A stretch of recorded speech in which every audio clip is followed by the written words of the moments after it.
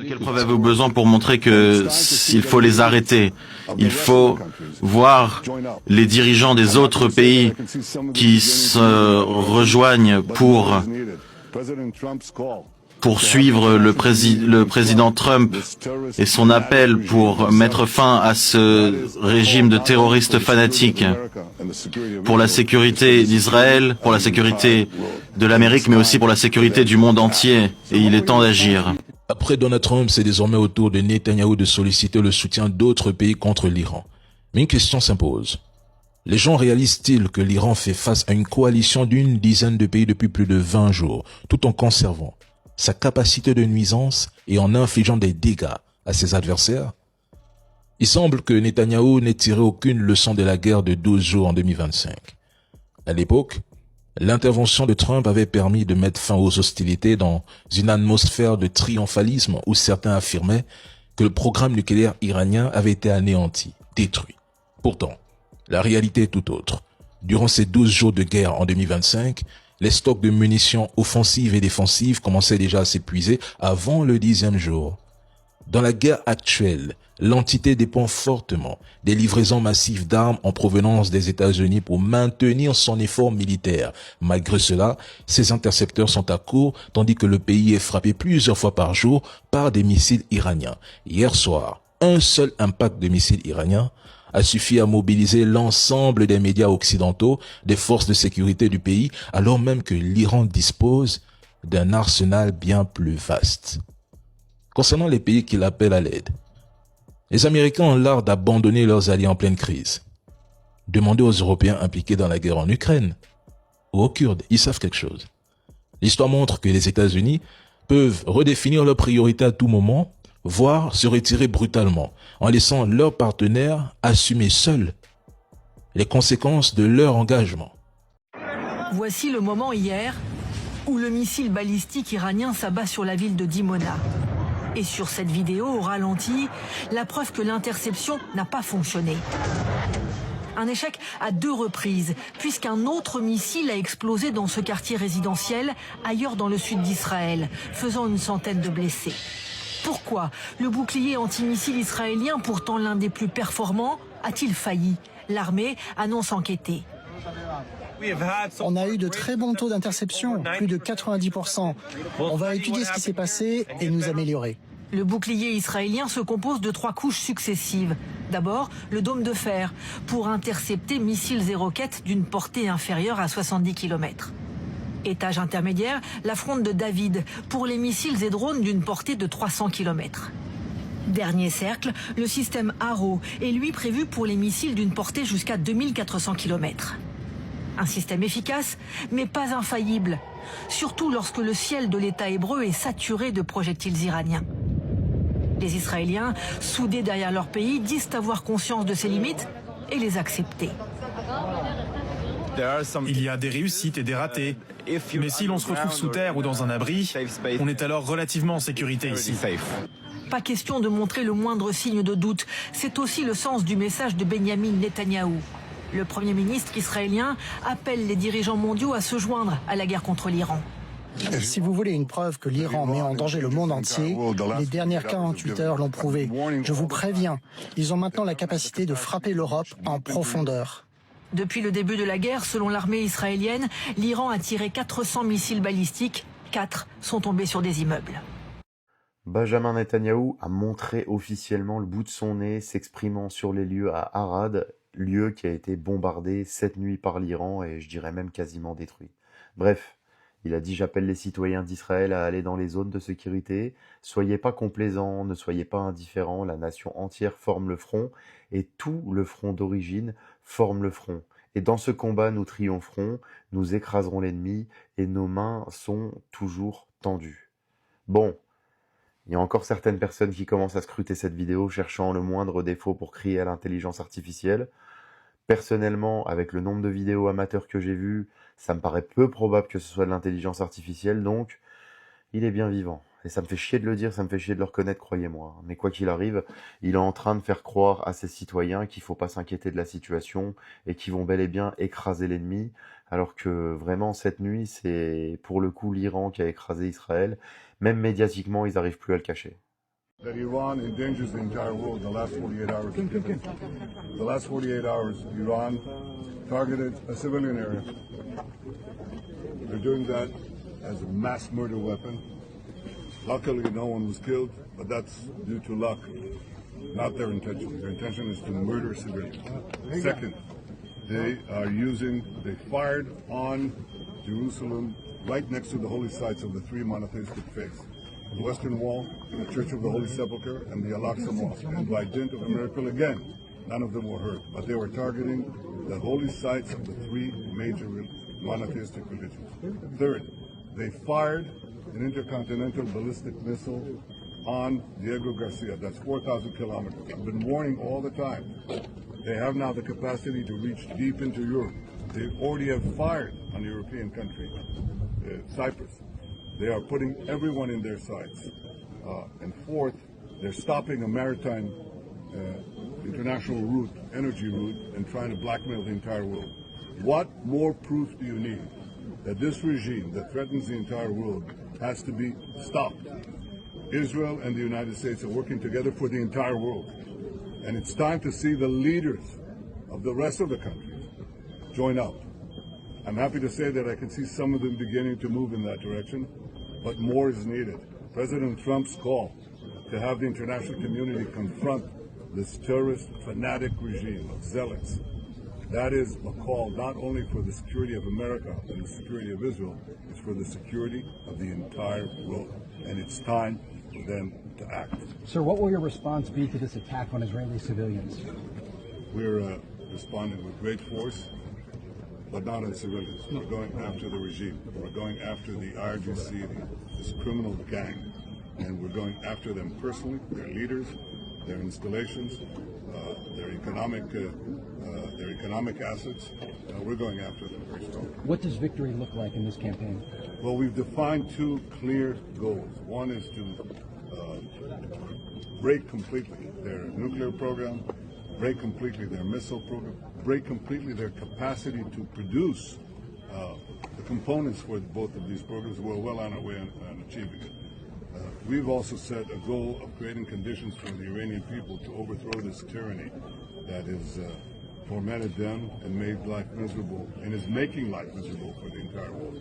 And I hope we achieve that too. Overnight, President Trump said, un premier ministre qui a plein pouvoir, doit-il s'occuper, de la destruction du pays sous les bombes iraniennes, ou doit-il s'occuper de son apparence physique? Mossad, le renseignement le plus criminel au monde. Vous voyez? Ça, c'est la première, ça, c'est le bon sens. Je ne suis pas allé à l'école de renseignement, mais au moins, ça, c'est le bon sens. Deuxièmement, le Premier ministre, s'il est vraiment vivant, après qu'on ait dit qu'il a 6 doigts, les Iraniens sont en train de mourir sous les bombes. Les Israéliens autant pour moi. Pourquoi n'est-il pas allé, comme d'habitude on le connaît, sur les sites des bombardements? Pourquoi n'est-il pas allé là-bas? Pourquoi n'est-il pas allé dans les hôpitaux? Pourquoi c'est dans un café? Pendant que son pays est sous le feu, c'est dans un café qu'il est. Waouh! Ou c'est un premier ministre inconscient, ou c'est un lâche, ou il est mort, on essaie encore. Voilà pourquoi Israël a frappé, je crois, quelque part, disant que le responsable de la sécurité nationale iranien était là-bas. Donc, ils l'ont tué. Ils l'ont tué. Quelqu'un m'a prêté un bon nom ici. Il prend son café. Donc, on veut maintenant distraire les gens. On veut nous amener à aller, parce que c'est l'un des piliers du régime iranien. Israël dit, on a bombardé, on l'a tué. C'est dit, laissez Benjamin Netanyahu, c'est plus votre problème. On a tué un cadre iranien. Allez-y regarder là-bas. On n'ira pas. Montrez-nous Benjamin Netanyahu. Alors donc, on dit que ce Iranien est mort. Mais alors que le monde se pose la question, où est Benjamin Netanyahu? Donc, on nous donne de la distraction, on nous donne nos choses en matière, on nous dit, ah non, non, non, on vient de bombarder Benjamin Netanyahu, il est où? Benjamin Netanyahu, s'il n'est pas mort, tel que nous le connaissons, tel que nous avons appris à le connaître et à le suivre en temps de guerre, il aime se pavaner sur les sites bombardés. Il aime se faire accompagner par les éléments du Mossad et les éléments des premiers secours sur le terrain pour lui donner plus d'informations. Comme un premier ministre, on dit qu'il a 6 doigts, mais il y a un cabinet de guerre qui se tient. Il n'est pas là-bas, mais il sort pour nous dire qu'il a 5 doigts. Mais il y a un cabinet de guerre, et pendant le cabinet de guerre, il n'est pas là-bas. Même Alassane Ouattara, pathétique et pitoyable, menteur, corrompu, assassin et voleur, il nous a fait ce jeu-là avec Amadou Gon Coulibaly qui repose en paix. Mais on a regardé, on dit, hé Ouattara, ce que tu fais, c'est pas bon. Gon, faut pas te moquer de Dieu, il faut te reposer. Gon est venu, pape, il a cassé la pipe. Oh, mais Ouattara n'a pas fait ça avec Gon. Ils ont fait une visioconférence, non? Ouattara était assis dans son bureau, bien content. La RT même nous montre ça. Et puis, Gon était sapé quelque part là-bas. Ils ont fini, ça n'aide pas. Gon a fait deuxième chute encore. Ils ont dit, mais président, pourquoi tu fais ça? Les docteurs de Gon disent, mais pourquoi tu fais ça? Les gens disent, mais président, pourquoi tu fais ça? Les docteurs de Gon Coulibaly lui disent, pourquoi tu fais ça? Donc, mais il y a tellement de petits bâtards aujourd'hui là. Nyamogodi, allez-y, laver caleçon sale de vos mamans. Bâtards que vous êtes. Alors donc, on dit, mais président, il faut laisser Gon se reposer. Mais Ouattara avait un agenda politique. Il a sacrifié Gon Coulibaly. Il a vendu l'âme du monsieur. Il l'a sacrifié. Donc, Trump lui-même, voilà 2 éléments essentiels qui vous permettront de comprendre si Benjamin Netanyahu est vivant ou pas. Les envoyés de Trump n'ont jamais été reçus. Pendant qu'ils sont, je n'ai pas 6 doigts, j'ai 5 doigts. Il va au café. Donc tu peux aller au café et tu ne peux pas recevoir les envoyés de ton acolyte criminel comme toi, Donald Trump. Pourquoi il ne peut pas recevoir Donald Trump? Pas Donald Trump. Le gendre de Donald Trump, le mari de sa fille, et son envoyé. Donc, il ne peut pas recevoir les envoyés de son acolyte de criminel, mais il peut aller prendre un café. Donc, s'il peut aller prendre un café, pourquoi il n'a pas reçu les envoyés de Trump? Pourquoi annuler le rendez-vous, enfin, la rencontre qu'il devait avoir? Parce que eux, ils partaient pour être informés de l'évolution de la situation. Mais au lieu de cela, attendez. Attendez. Où est mon truc? Voilà. Alors, vous savez, dans ma seconde, les enfants des capotes percées, là, vous voulez vous comparer à moi? Ça, c'est juste mon écran de travail. Et ce chevaux là-bas, là même, là. Vous avez télévision. Ça, c'est juste pour travailler. Hein? Hein? Ça, c'est 75 pouces pour travailler avec. Allez-y, demandez combien ça fait. Hein? Si on est même chose, vous venez parler maintenant. Alors, donc, dans la tête que vous êtes, vous n'avez rien, minable, pathétique que vous êtes. Alors donc, on continue. Voilà, merci. Ah, bon, il y a ça. Non, l'Iran est en train de, depuis l'Amérique, même y compris la Deuxième Guerre mondiale, ils ont attaqué les Japonais en larguant deux bombes atomiques, Nagasaki et Hiroshima. Mais les pertes qu'ils sont en train de subir là, oui, bonsoir à toi, comment vas-tu, Kofi? Ça va bien, Martin? Alors, regardez bien. Depuis le début de la guerre, si vous calculez les dépenses en termes de projectiles, ce qu'ils ont dépensé, les avions qui ont été neutralisés sur les tarmacs, c'est-à-dire sur les pistes, c'est-à-dire les avions, c'est ça qui est là. Mais je n'ai pas ici. Il y avait, je ne sais pas c'était combien d'avions, je crois que c'était 60. Ils étaient tous surchargés de kérosène et puis les munitions, tout était dedans. Ils attendaient leur plan de vol le lendemain. Quand on dit que... comment on appelle les gens là? Comment on appelle ça? Non, j'ai vu. Vietnam, ça c'est en termes de coûts humains. Mais pour le moment, je vais parler de coûts matériels, quoi. Alors, si vous regardez bien, on dit c'est la Russie, on dit aussi c'est la Chine. Bon, entre les deux, je ne sais pas trop, mais c'est qu'elle suit, l'Iran a aidé. Parce que les récentes attaques,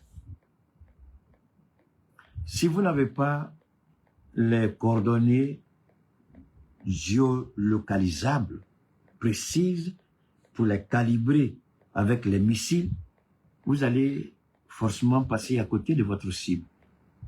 Mais toutes les frappes sont des frappes chirurgicales avec une précision d'horloger.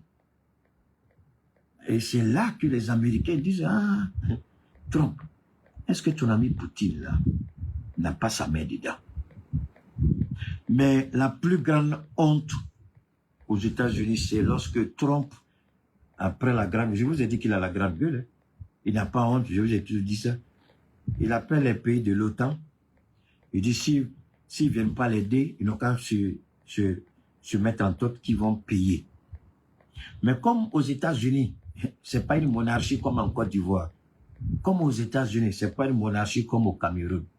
Trump, tu as seulement 2 ans. Est-ce que ça vaut 2 ans même? Ça vaut plus 2 ans. Ça te reste peut-être 1 an, quelques mois, Trump.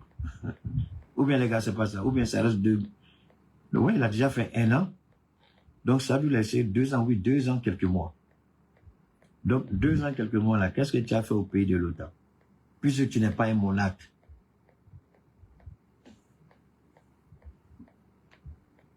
Mon ami, donne-moi une seconde. Tossou, je t'invite intelligemment, avant de raconter ta petite vie de choses là, il faut aller intelligemment, va réfléchir à ça. Keïta ne montre jamais quelque chose s'il ne va pas sur plusieurs sources différentes. Je vais sur plusieurs sources différentes. Et très souvent même, ce que tu dis intelligence artificielle, il faut réfléchir mon petit. Les gens peuvent utiliser, les gens, ça, beaucoup le font. On peut utiliser, ça, cet homme-là, beaucoup l'utilisent comme, comment on appelle ça, comme narrateur. Ça, c'est l'intelligence artificielle. Mais maintenant, ce que tu ne comprends pas, je vais te donner ce petit coup. Donne-moi une seconde, comme il a parlé, il faut que je lui réponde pour dire qu'on n'est pas au même niveau. On peut utiliser l'intelligence artificielle. Aujourd'hui, tout le monde l'utilise. Tout le monde. Quand les bœufs spirites doivent frapper, les informations sont envoyées à l'intelligence artificielle qui détermine tout sur ce qu'on appelle comment on appelle ça? Comment vous dites, quand vous frappez et puis ça touche quelqu'un d'autre, vous trouvez le mot. Donc l'intelligence artificielle calcule tout de suite les probabilités de réussite ou d'échec. Donc aujourd'hui, là, mon ami, il n'y a pas quelque chose au monde qui ne marche pas à l'intelligence artificielle. Tout ce que je fais moi-même là, c'est avec intelligence artificielle. Tous les téléphones que j'ai, c'est avec intelligence artificielle. Ma télé, c'est intelligence artificielle. Donc il n'y a pas quelque chose de nouveau que tu as dit. Ça, c'est deuxièmement, merci beaucoup, effet collatéral. Merci beaucoup, les gars. Deuxièmement, ce que tu dois savoir, on peut utiliser une intelligence artificielle pour faire une narration vraie. C'est-à-dire les informations sont correctes, mais on permet à l'intelligence de faire la narration. Bon, si tu ne sais pas faire la distinction entre tout ça, je suis désolé, je dois faire cette précision parce que beaucoup de gens passent à côté souvent. Hein? On peut utiliser l'intelligence artificielle pour faire une narration. D'accord? Voilà. Donc, toutes les informations que cette chaîne donne, tout est vrai à 100%. Tout. L'Amérique refuse les informations qui sont données. Et attendez. Et c'est ceux-là qui ont poussé, c'est ceux-là. intelligence artificielle, c'est eux qui ont poussé Trump à commencer à parler. Et Trump n'a même pas dit le nombre exact d'Américains qui sont morts. C'est plus que 13. On nous parle de 13, mais c'est plus que 13.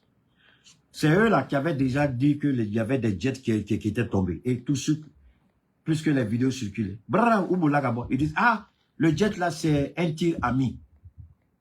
Mais mon ami, le tanker là, qui a été abattu dans l'ouest de l'Irak là, c'est eux là qui ont annoncé avant tout le monde.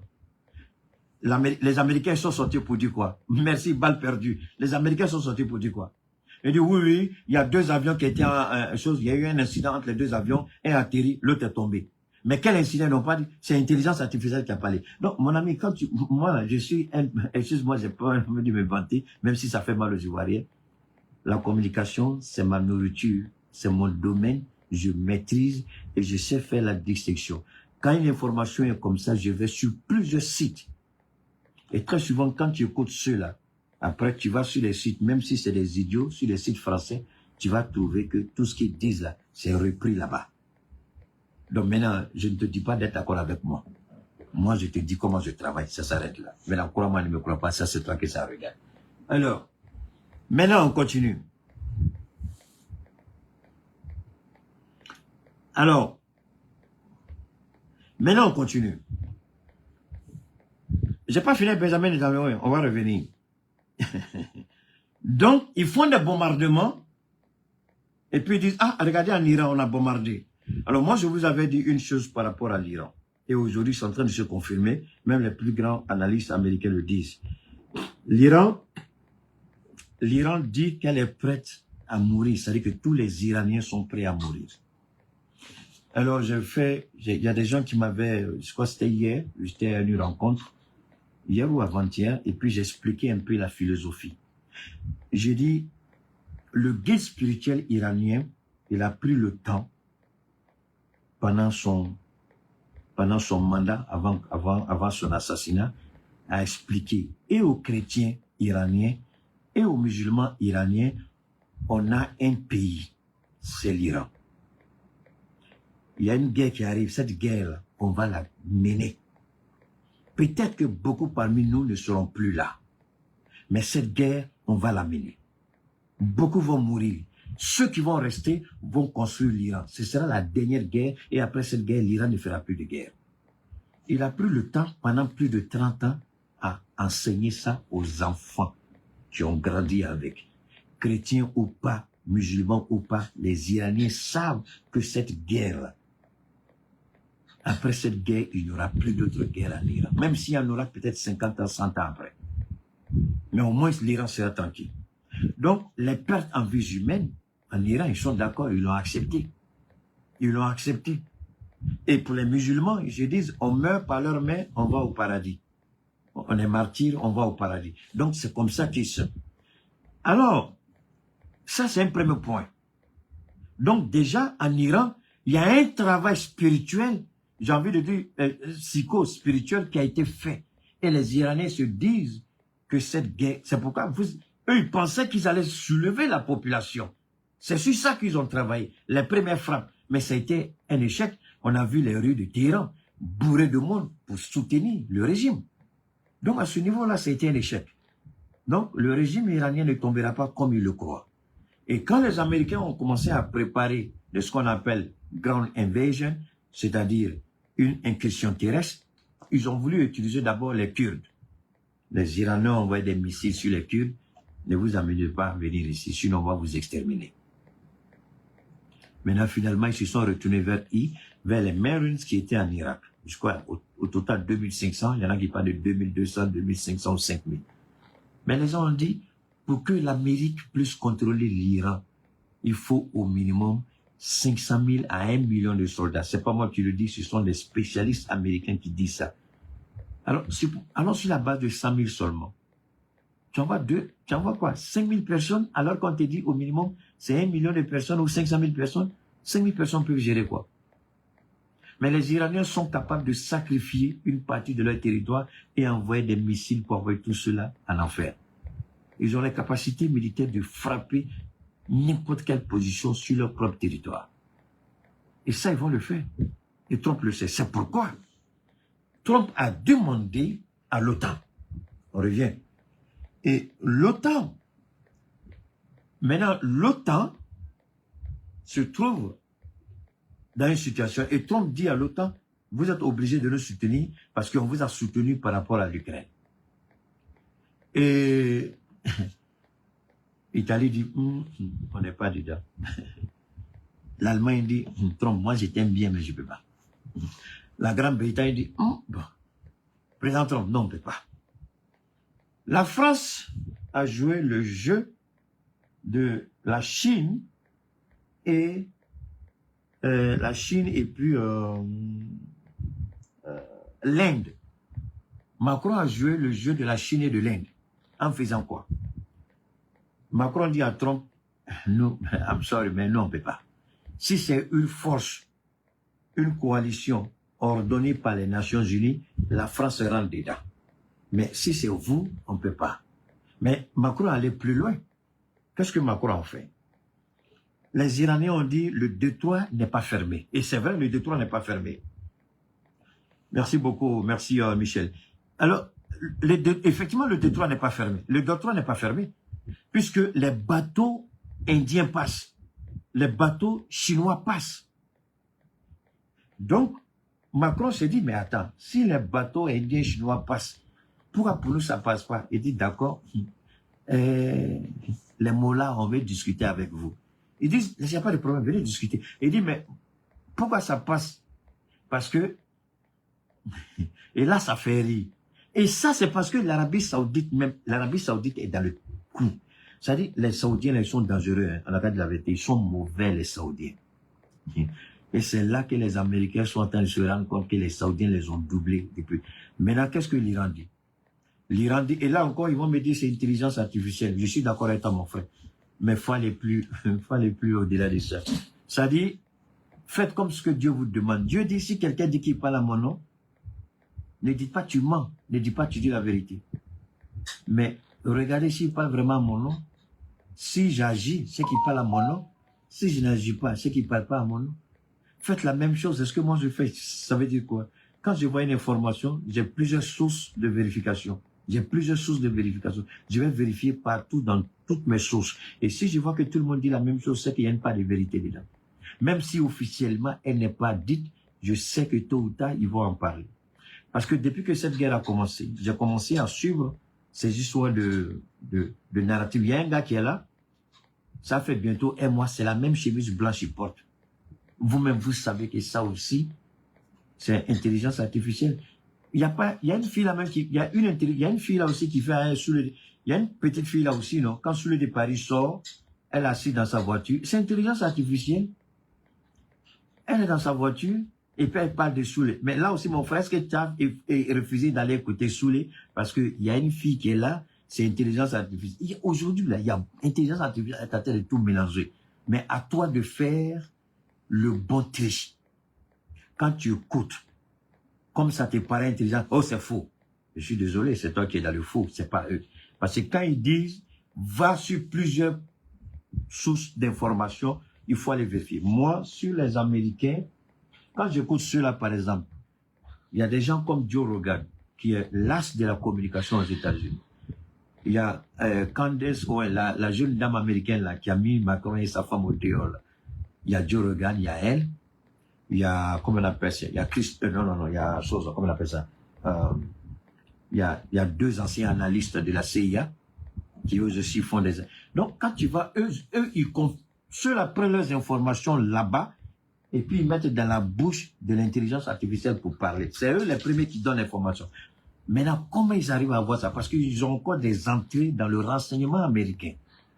Est-ce que Trump est fou pour venir dire aux Américains qu'on a perdu 60 avions? Moi, je vais vous donner un autre exemple simple. Voilà la photo ici. Je vais vous montrer la photo. J'espère pouvoir vous montrer la photo. Voilà, c'est ici. Attendez, je vais voir. Je pense que j'ai la photo ici. Je crois que je dois avoir la photo ici. Voilà, je dois avoir la photo ici. Alors, est-ce que vous savez que quand les premières personnes à avoir parlé du bombardement de l'aéroport Ben Gurion de Tel Aviv, le plus grand et le seul aéroport international en Israël. Mais c'est ceux-là les premiers qui ont dit. Mais après, qu'est-ce que j'ai fait? Après, je suis allé, voilà ça ici. Après, je suis allé sur Google. Et Google a publié tout. Voilà les images que Google a publiées. Mais pourtant, mon ami, c'est intelligence. Toi qui es sur YouTube, là, tu dis intelligence artificielle, là. Voilà ça ici. Va sur Google et puis il faut taper. Attaque de l'aéroport Ben, ils vont te dire combien d'avions ont été détruits. 73 avions sont partis dans le feu. Mais qui a annoncé, premièrement, c'est ceux-là, intelligence artificielle. N'allez pas dire c'est intelligence artificielle. Ça, c'est votre problème si vous ne voulez pas vous informer. L'information qu'elle a, allez-y vérifier. Et moi, c'est ce que j'ai fait. Je suis allé, voilà. Voilà. Regardez les avions qui ont été... Et c'est exactement le chaos que les gens ont décrit. Ils disent que c'est un chaos total. Et là, eux n'ont même pas présenté les images. Et ça, c'est sur Google que j'ai vu ça. Donc, je ne dis pas qu'ils disent toujours vrai, mais s'il y a une information qui vous a approché, allez partout et puis essayez de voir s'il y a de la vérité dedans. S'il n'y a pas de vérité dedans, en ce moment, ils disent la vérité, mais comme on t'a dit que tout ce qui est intelligence artificielle, là, c'est faux, c'est ce qu'on t'a dit. Pourquoi tu ne jettes pas ton téléphone alors? Parce que ton téléphone aussi, c'est intelligence artificielle. Hein? Si tu ne jettes pas ton téléphone, pourquoi tu vas jeter les informations? Il faut juste avoir le courage d'aller fouiller de gauche à droite pour savoir, c'est tout. Alors donc, c'est pas une question d'allier, mon ami. Il faut bien écouter, comment on appelle ça? Michel, c'est pas une question d'allier. Et puis, Michel, attends, soyons d'accord. Attends, tu vas laisser passer ton ennemi devant ta porte, alors que tu sais que s'il passe, il va jeter une grenade chez toi. Pourquoi tu vas le laisser passer? Hein, Michel, toi aussi. Voilà. Bon, mon ami Michel, comme tu es intelligent et que tu crois que tu connais l'intelligence artificielle, là, moi je trouve que c'est parce que tu es bête. Sinon, si moi je ne comprends pas, tu fais quoi dans mon direct? Là, tu connais là. Mais il faut aller faire ton direct et puis tu as prouvé que tout ce que je dis est faux. C'est là que moi je vois la force d'un homme. Va dans ton truc. Il y a quoi? Va, hein? C'est quoi? C'est Michel, c'est ça? Michel Basso. Mon ami, si tu es vraiment sûr que tu es garçon, que tu connais, pourquoi tu ne m'invites pas dans un débat contradictoire sur l'intelligence artificielle? Les gars, bien, c'est pas ça. Si tu es garçon, il faut chercher l'application que tu veux. Et puis tu me lances ce défi devant le monde sur l'intelligence artificielle. Si je finis avec toi, ton caleçon va tomber. Est-ce que tu me connais? On va faire notre direct ici, vous venez, c'est pas là mon direct, tu vas venir montrer que tu connais. Tu vaux rien parce que tu es minable. Sinon, quand tu as vu ça, ton premier truc, c'est quoi? Ton premier réflexe, c'est quoi? C'est de faire des interventions pour dire aux gens, voilà les erreurs. Mais c'est ce que les petits blancs font. Tu vois, c'est eux qui font ça. Ils sortent avec les informations et puis ils démontrent par A plus B que c'est pas bon. Maintenant, tu es là, c'est pas là, direct des gens, tu viens raconter ta vie de merde avec ta gueule, tu pues la merde et c'est toi qui as venu parler ici. Hein? Il faut dégager de mon direct là, idiot. Tu sais même pas de quoi il s'agit. Alors donc, on continue. Tu m'énerves, je te bannis. Si tu connaissais là. Mais c'est ça. Vous, l'Africain, c'est ça. Il est incapable d'apporter quelque chose de plus, mais il est prêt à dire aux autres qu'ils ne sont pas bons. Voilà l'Africain. Voilà. Ça, c'est le prototype de l'Africain. Ça, c'est ce qui empêche l'Afrique d'aller de l'avant. C'est ce qui empêche l'Afrique d'évoluer. Maintenant, si tu sais que les gens vont regarder l'intelligence artificielle, là, pourquoi tu ne fais pas une directe et puis expliquer aux gens? Il y a un Chinois qui fait ça. Il y a un Chinois qui est très fort dedans. Il vient donner des cours gratuits. Si tu connais, tu dis tu es garçon, tu es enfant de ta maman là. Il faut sortir, bâtard que tu es là. Alors donc on continue. Donc, maintenant, il y a eu cette situation avec, je répète, avec Israël. Les avions 73, l'aéroport Ben Gurion, on va revenir là-dessus. Benjamin Netanyahu, on termine rapidement avec lui. S'il n'est pas mort, Benjamin Netanyahu, s'il n'est pas mort, pourquoi n'a-t-il pas assisté au...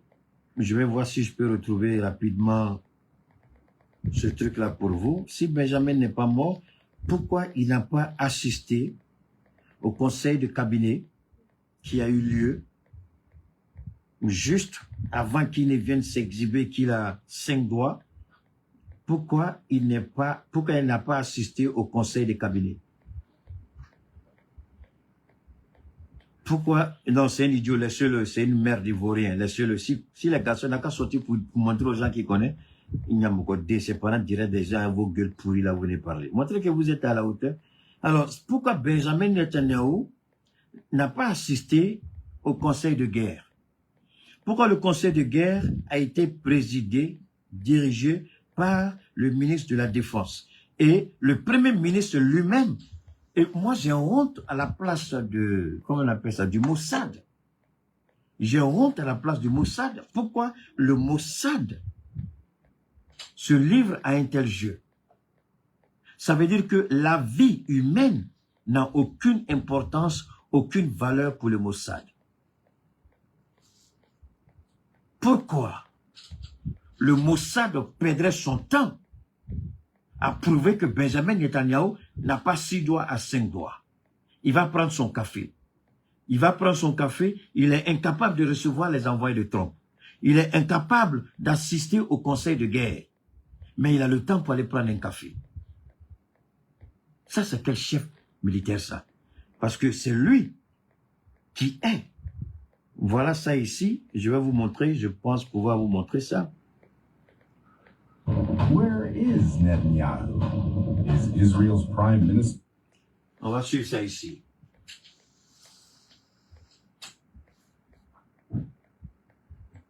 Je vais...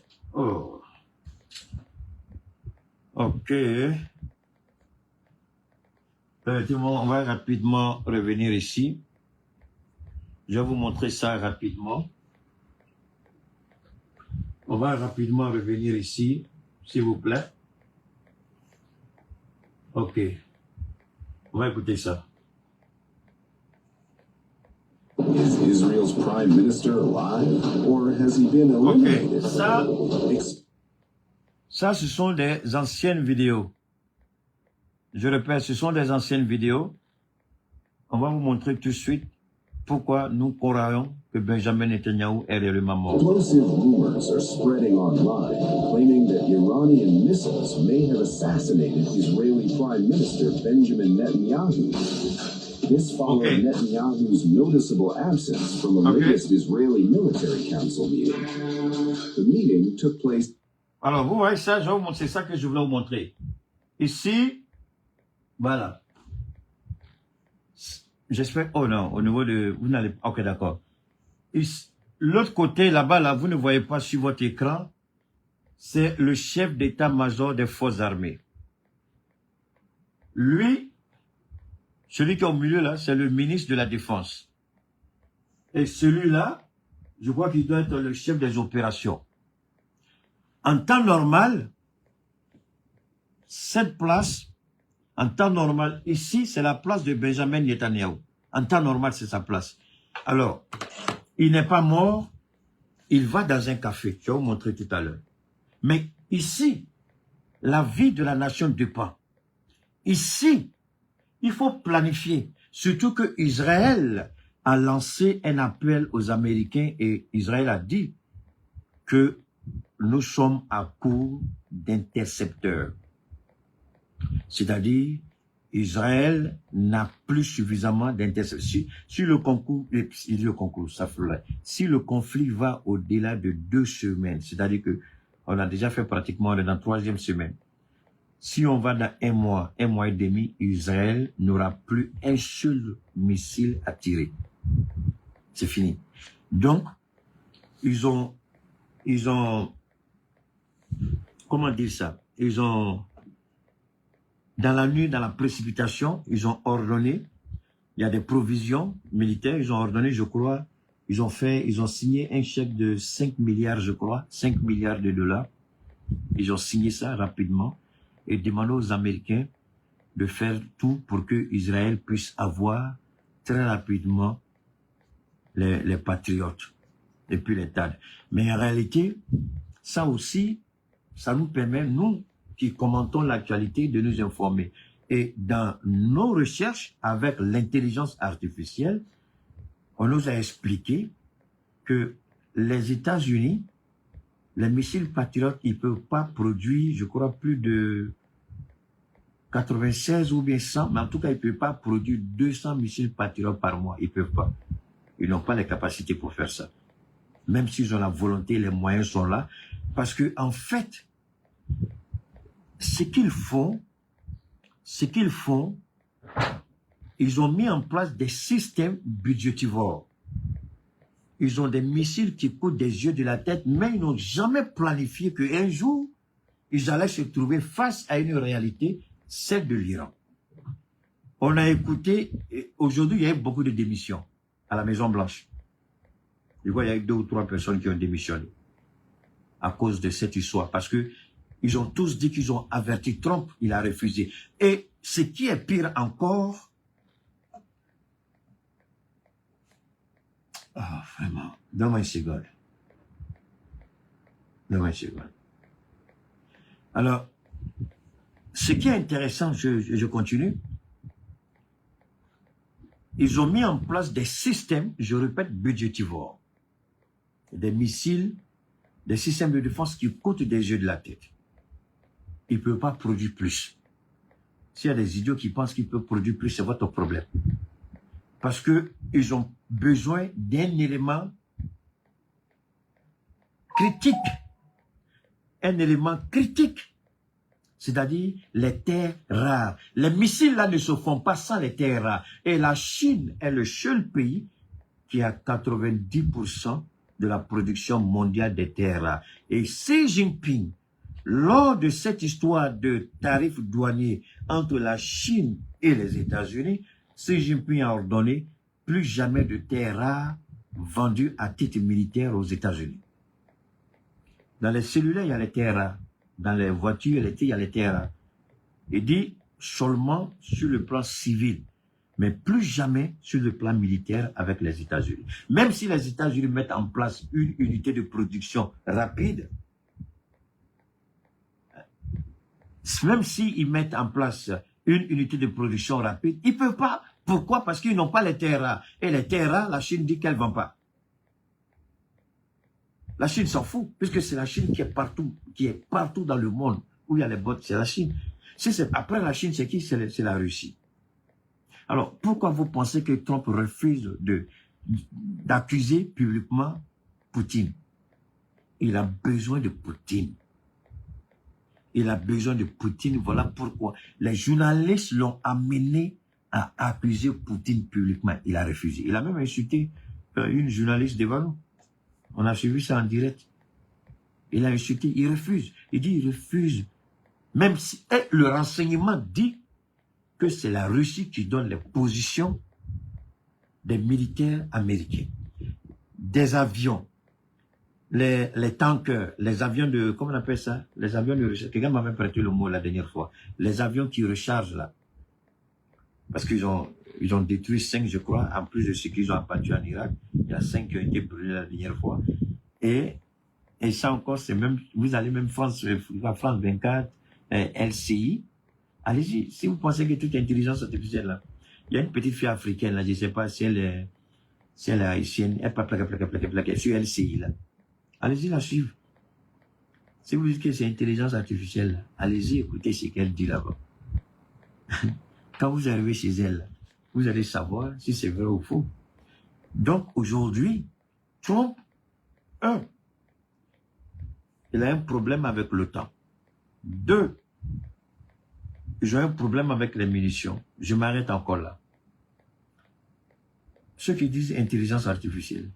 Les premiers qui ont annoncé que l'Amérique est allée récupérer les missiles patriotes en Corée du Sud et au Japon, en Taïwan.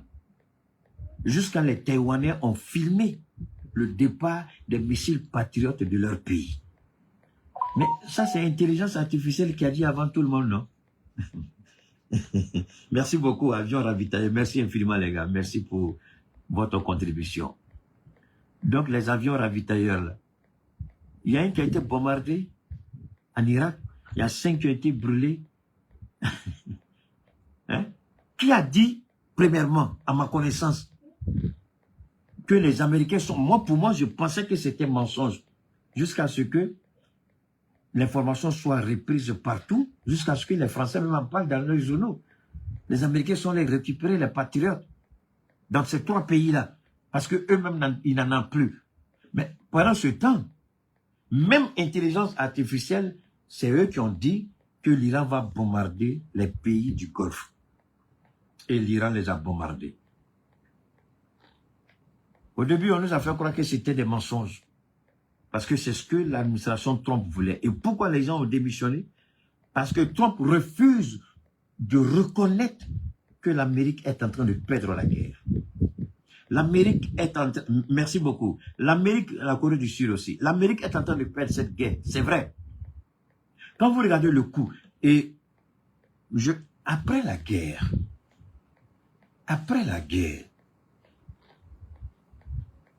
je dis bien après la guerre, les vrais bilans, quand vous allez les écouter, là, les idiots qui veulent nous parler d'intelligence artificielle, j'espère que vous serez honnêtes. De toute façon, vous vous êtes ridiculisés là, de sortir dire, on avait tort. Parce que lors de la guerre, il y a ce qu'on appelle information top secret, information classifiée. C'est après la guerre que la commission de défense peut demander que certaines informations soient déclassifiées pour savoir ce qui s'est réellement passé. Pendant la guerre, il y a des informations classifiées. Je suppose que vous êtes aussi intelligent pour comprendre ça. Vous qui venez m'attaquer là, j'espère que votre intelligence vous dit ça aussi. On n'est pas la même chose, je vous en prie, ne venez pas vous égaler à moi, vous êtes trop petit.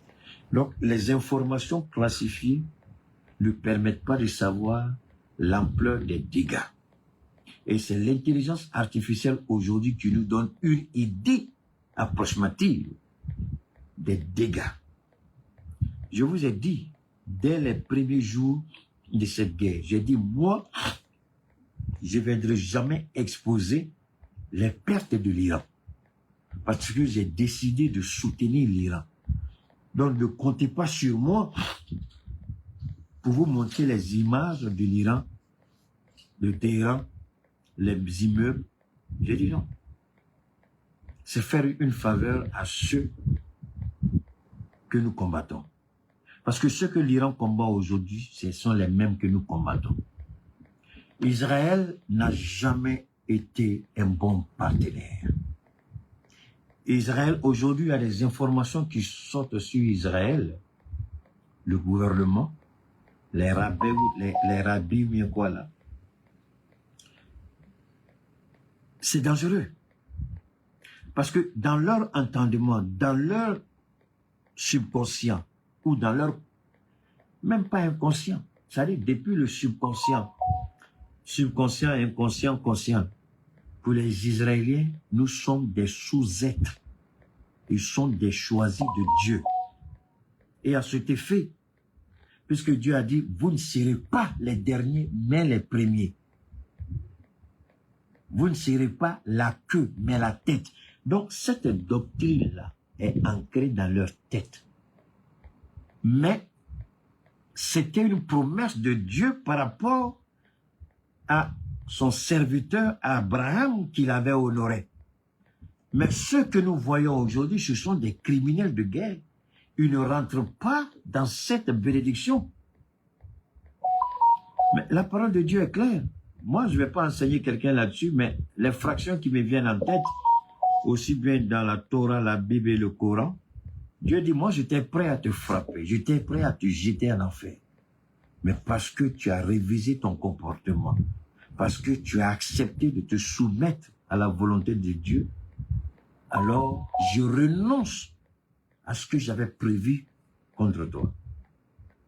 Allez-y, demandez à vos prédicateurs si vous voulez. Donc, Dieu peut dire, j'avais décidé de t'élever, mais à cause de ce que tu as fait là, voilà ce que je peux faire de toi. Il peut dire, j'avais décidé de te détruire, mais à cause de ce que tu as fait, à cause de ce bon, je ne le ferai plus, je vais t'élever. Mais c'est le même Dieu qui dit tout ça. Donc Israël n'est pas dans ça. Parce que Israël aujourd'hui, ce sont des génocidaires, des criminels. Vous ne pouvez pas être enfant de Dieu et voir ce que Israël fait au Liban, en Palestine, à Gaza et puis fermer les yeux. C'est pas possible. C'est pas possible. Ce n'est pas possible. Vous ne pouvez pas voir les crimes odieux d'Israël en Palestine et prétendre que ceux-là, ce sont les choisis de Dieu. C'est faux. C'est pas possible. Parce que Dieu nous accorde, Dieu nous enseigne la miséricorde. Vivre ensemble. Dieu nous l'enseigne. Mais Israël ne manifeste aucune pitié. Eux, c'est la puissance de feu. Tuer, détruire. Voilà leur philosophie. Voilà leur doctrine. Ça, c'est pas la doctrine de Dieu. C'est pas ce que Dieu a demandé. Sinon, nous tous, là, on ne serait jamais là aujourd'hui. On serait morts il y a longtemps.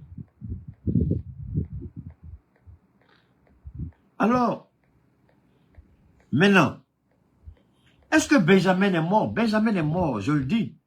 Maintenant, il peut te ressusciter. Hein?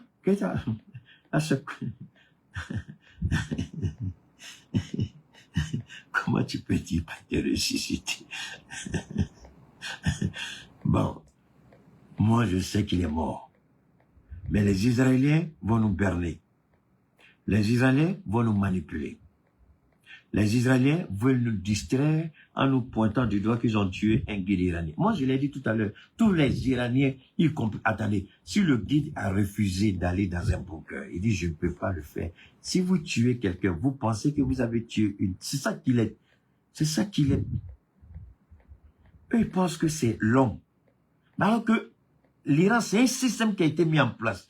Un système décentralisé. Ça veut dire quoi? Ils ont planifié chaque région de l'Iran.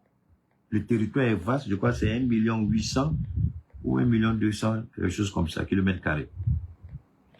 Et ils ont départagé. Et chaque département, chaque région est autonome. C'est-à-dire que même si la tête tombe, chacun a sa feuille de route. Ce qui fait que, même si aujourd'hui, là, le Mojtaba, même si aujourd'hui il est tué, les Iraniens ne vont pas arrêter. Chacun a sa feuille de route. Ils ne vont pas arrêter. Donc, prétendre que vous avez tué un guide iranien, alors que un leader aujourd'hui, alors que le guide lui-même a été tué, est-ce que vous pensez que ça va empêcher? Parce que tout ça, c'est un but. Ils veulent que le peuple iranien se soulève contre son gouvernement. Mais le peuple peut protester contre des abus de son gouvernement. Le peuple peut contester certaines décisions. Le peuple peut demander plus de justice, plus d'équité. Le peuple peut demander au gouvernement de prendre des dispositions pour que la vie soit moins chère. Ça, c'est vrai. Tout ça, c'est excellent. Mais, croire que ce peuple-là va vous soutenir dans l'agression que vous faites, ce n'est pas possible. C'est là qu'il faut saluer j'ai pas envie de dire le génie, mais le génie politique du guide qui est mort. Parce qu'il a su rapprocher musulmans et chrétiens en Iran. Moi, je ne pensais pas que des chrétiens vivaient en Iran. Excusez-moi, mais c'est la vérité.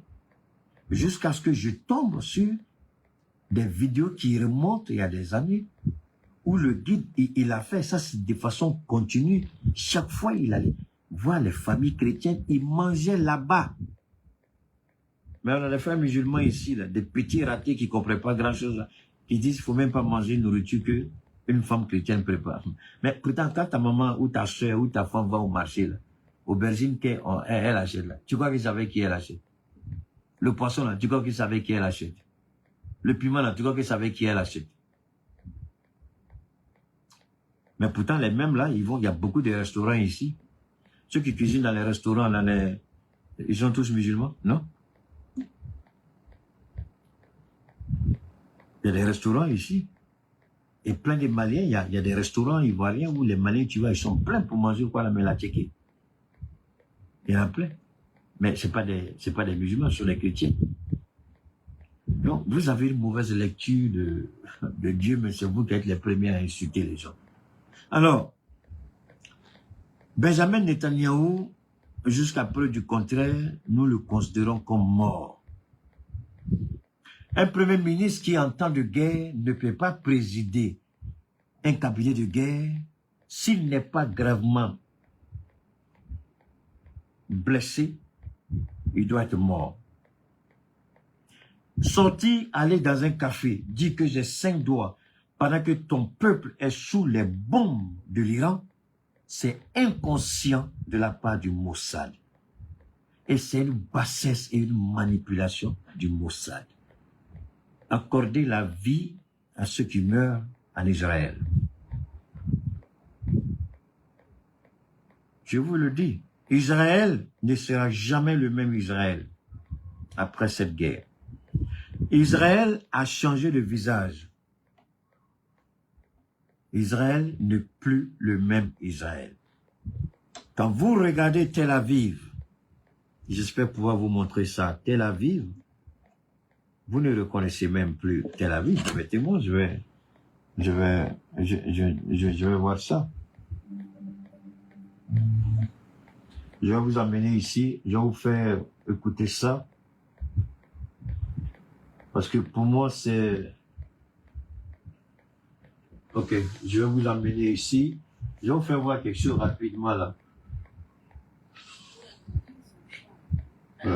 Permettez-moi une seconde. Ok. Allez, donnez-moi ça là-bas. Allez, vous allez voir ça, c'est... Je vais couper le volume, mais regardez un peu, ça c'est pas joli. Nous sommes à Tel Aviv. Il y a des images, quand vous regardez, ces images-là ne sont pas jolies. Et Tel Aviv, c'est la capitale, je crois. Merci beaucoup à toi et merci Paul. Vous voyez? Et c'est pas joli. Tel Aviv ressemble aujourd'hui, je peux dire que ce coin-là ressemble aujourd'hui, ça risque de me tromper, ça ressemble aujourd'hui à un cimetière.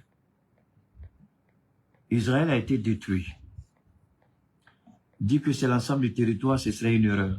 Mais je peux dire Jérusalem et Tel Aviv, surtout Tel Aviv, parce que c'est là-bas que se trouvent tous les ministères. Le quartier général du Mossad a été bombardé. Le quartier général du Mossad a été enseveli sous les bombes. Le ministère de la Défense a été enseveli sous les bombes. La primature, enfin moi j'appelle ça la primature, je vais parler du bureau de Benjamin, a été enseveli sous les bombes. Le Parlement, qu'ils appellent le Knesset, quelque chose comme ça, a été enseveli sous les bombes. Et quand vous regardez, même quand Trump parle, pourquoi les gens sont en train de démissionner au niveau du cabinet, au niveau de l'administration Trump? Parce qu'il y a une réalité que Trump n'est pas prêt à accepter. Trump a un problème. Trump était menteur, nous le savons. Il y a un destroyer. Ils vont me dire encore que c'est intelligence artificielle.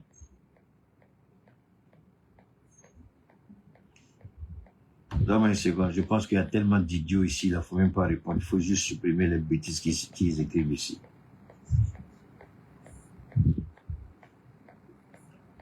Siloué, ça va?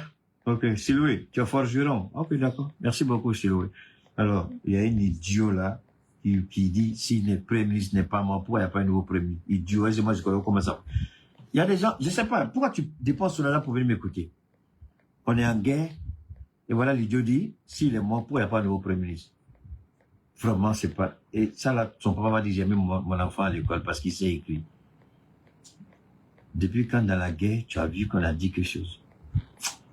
Vraiment, tu fais pitié, quoi. Tu réponds même la tête, tu fais pitié. Alors, cette situation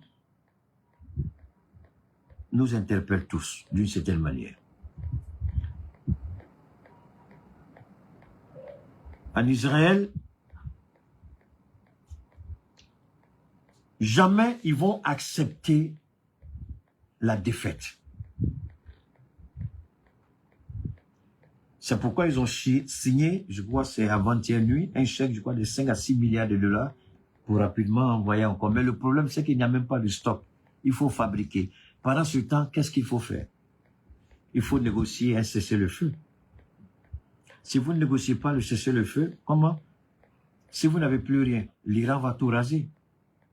Alors que l'Iran dit, je n'ai pas fini cette affaire des détroits d'Ormuz, il y a quelqu'un qui a dit que c'est bateau d'alliés. Je vais expliquer donc tout de suite cette affaire d'alliés-là. Parce qu'il y a un coup que j'étais sur le point d'expliquer, et puis il y a des idiots qui m'ont énervé, ces petits ratés d'Ivoiriens-là, qui ne connaissent rien, pas et tous, mais les plus bêtes. Je vous ai dit, il y a les Zoumana, les Drissa, là, c'est eux qui sont là. Alors donc, Israël ne veut pas reconnaître sa défaite. Trump refuse d'entendre que l'Amérique est en train de perdre. Aujourd'hui, tous les spécialistes, tous les analystes militaires sont unanimes. L'Amérique a mal préparé cette guerre. Et Trump a fait la grande gueule avec son ministre de la guerre. Ils sont partis du fait que l'Amérique est la première puissance militaire. Donc, ce n'est pas un pays sous sanction qui peut combattre l'Amérique. Mais ce qu'ils n'ont pas compris, l'Iran a pris près de 40 ans pour s'organiser, creuser des bunkers, créer une ville souterraine. Et les sites d'assemblage, de fabrication des missiles, des drones, des bateaux, des gardiens de la Révolution, n'est pas exposé en surface. Tous les bombardements, je vous l'ai dit le premier jour qu'on a commencé ce voyage-là, je vous ai dit, tous les bâtiments qui sont en train d'être bombardés, ce sont des bâtiments administratifs. Ça, ce sont ces bâtiments-là qui identifient l'État iranien au sens politique. Parce que il faut faire la différence entre l'Iran politique et l'Iran civilisationnel. Hey, il a commencé encore. Il a commencé encore. Qu'est-ce que l'Iran politique? Qu'est-ce que l'Iran civilisationnel? D'accord? L'Iran politique, c'est l'Iran avec le président. Un président élu avec un pouvoir zéro. Il y a un gouvernement, mais tous sont soumis à la domination du guide spirituel. Il y a une élection qui est faite et c'est le guide qui valide le candidat. C'est le guide qui choisit le candidat pour être président. Et le bureau du gouvernement ne peut être formé que quand le guide valide la liste des ministres. Donc, la gestion politique de l'Iran n'est pas la même gestion que nous connaissons. Donc, l'Iran civilisationnel, c'est l'Iran qui va vivre après l'Iran politique qui sera bombardé par Israël et les États-Unis. Donc, ça, c'est un Iran de façade qui n'a aucune structure réelle, aucun pouvoir réel, aucune force véritable. Mais l'Iran civilisationnel, l'Iran historique, l'Iran des cultures, l'Iran des conquérants, l'Iran vainqueur, l'Iran qui a toujours été là, c'est ce tyran-là qui a construit sa défense souterraine. Et ce tyran est guidé, gouverné par les gardiens de la révolution. Donc c'est ce tyran-là qui est en train de se battre sur tous les fronts et qui est en train de gagner sur tous les fronts.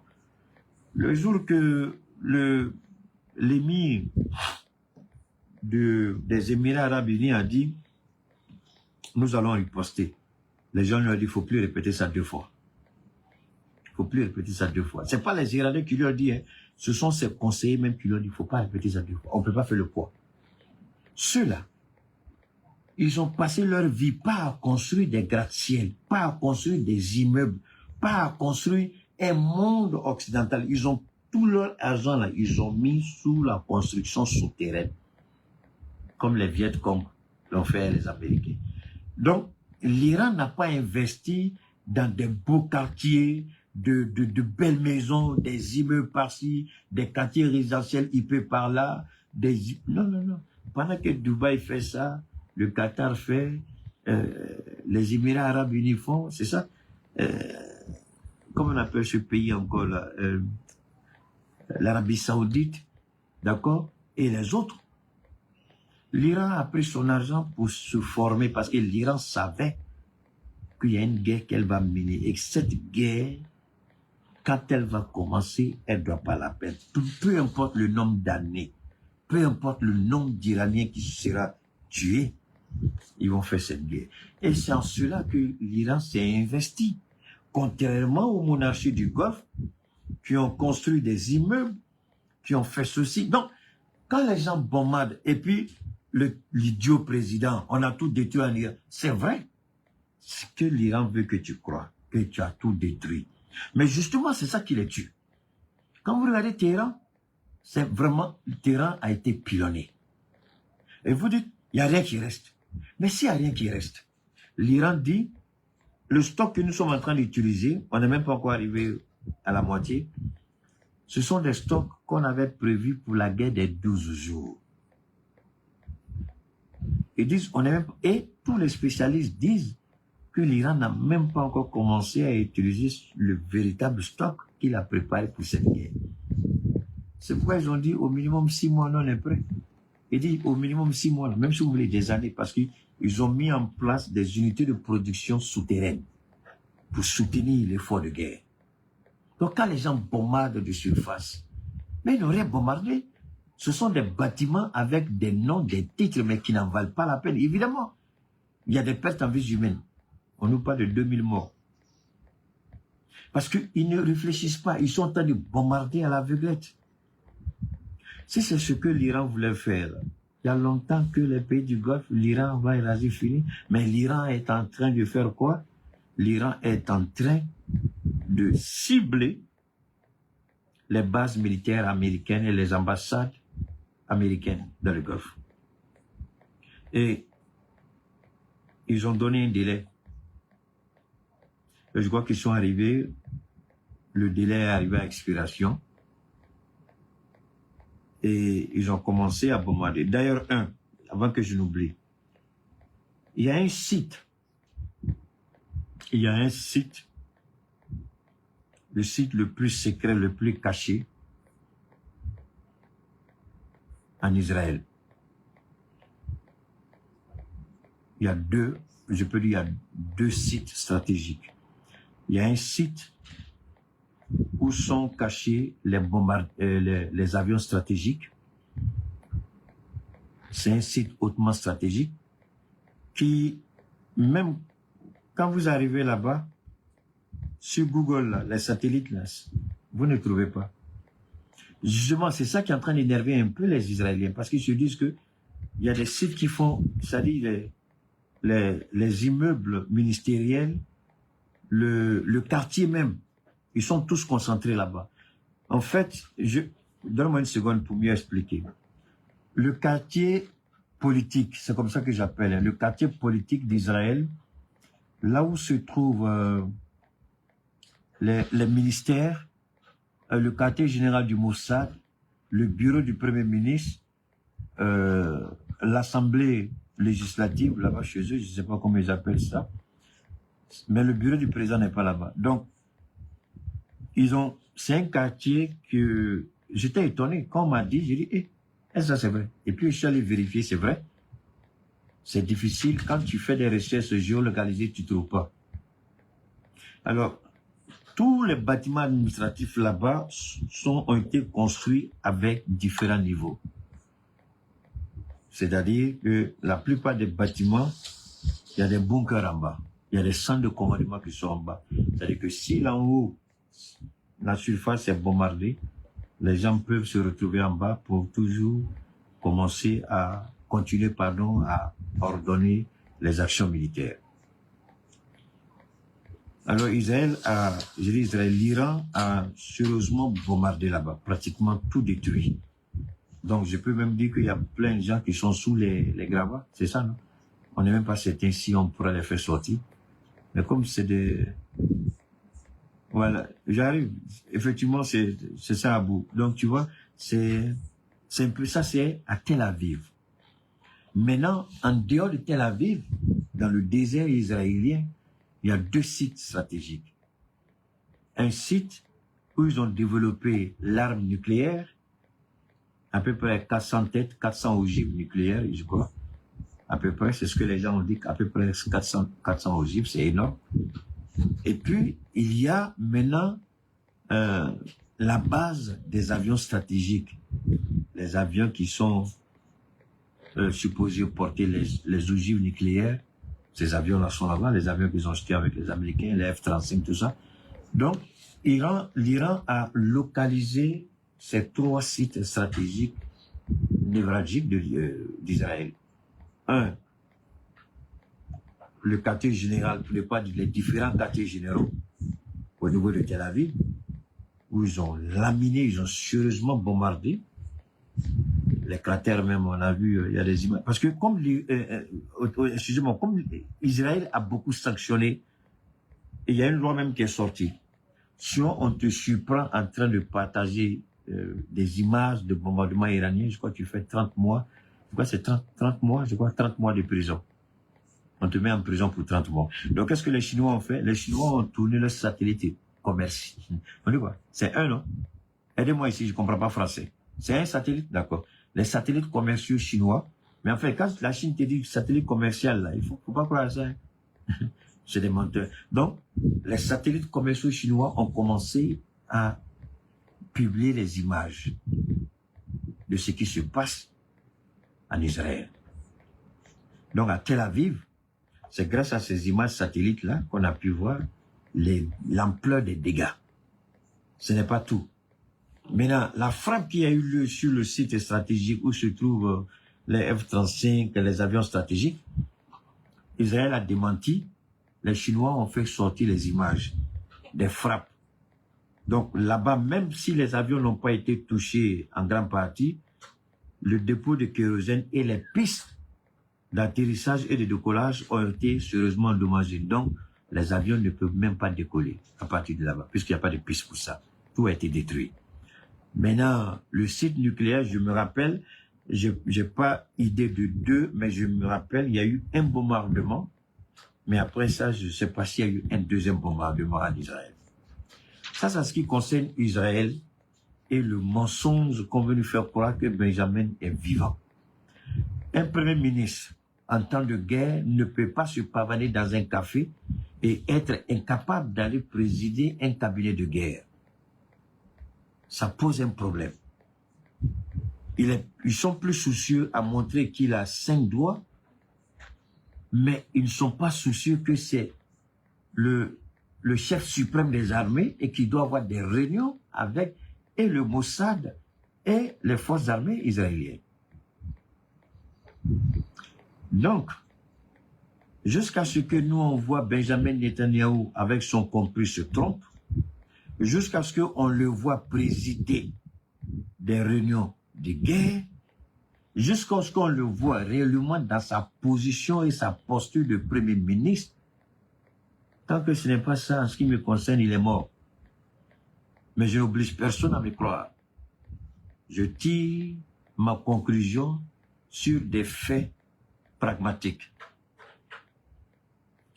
Même Ouattara, quand il était malade, contre la vie de ses médecins, il a demandé que ces médecins soient transférés, peu importe le coût, l'État de Côte d'Ivoire va payer. Ouattara a fait campagne. C'est après qu'il a fui pour aller se reposer en France.